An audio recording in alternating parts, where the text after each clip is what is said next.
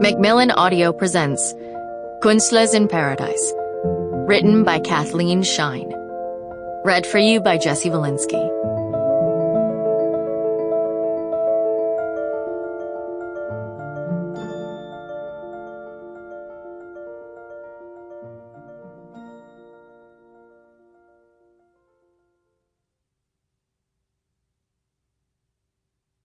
There was a time when the family Künstler lived in the fairy tale city of Vienna. Circumstances transformed that fairy tale into a nightmare.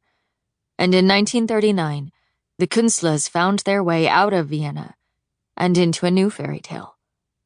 Los Angeles, California, United States of America. Part 1. 1. They were told Los Angeles would be like the Mediterranean. The Mediterranean Sea was a sea of many tales, of Homer and his Cyclops, and sirens and heroes and sheep. Los Angeles had its myths too, Hollywood myths.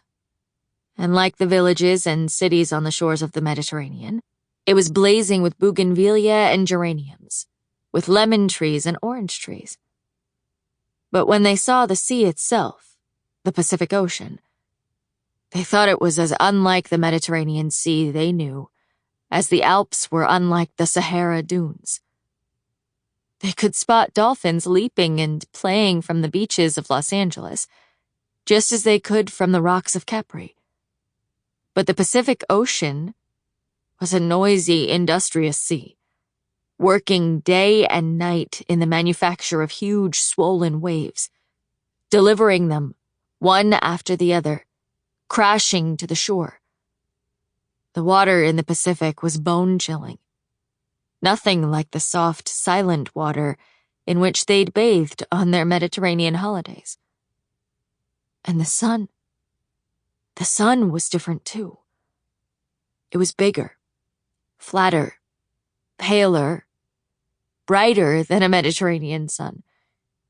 A flat, glaring disk in a sky that was enormous and bleached of color. It was not that the Künstlers were unhappy with their new home, so unlike European shores. No, they were not unhappy, not at all. They were stunned. They arrived at the brand new Union Station in Los Angeles. A driver collected them. He'd been sent by the movie studio that had made their escape from Austria possible. Of all the experiences of that long journey by ship and by rail, they would later recount that first glimpse of Los Angeles from an automobile was what struck them as the strangest. The drive through the city might as well have been skippered by Odysseus, they said. It was that unexpected, that odd. Is it an exhibition? Mr. Künstler asked. Otto Künstler. Some had heard of him, some not. Is it an exhibition? Little houses like Swiss chalets, like cottages in the woods, like miniature castles, like Persian mosques, like cabins in Wild West movies. Novelty, said his wife Ilse. C'est like novelty here. She laughed then. What have we done? But she was excited. The only one who spoke even a bit of English, she asked the driver, All is like this.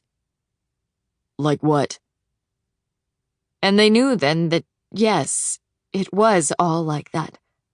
Uneven, whimsical, nonsensical. I like it, their daughter said.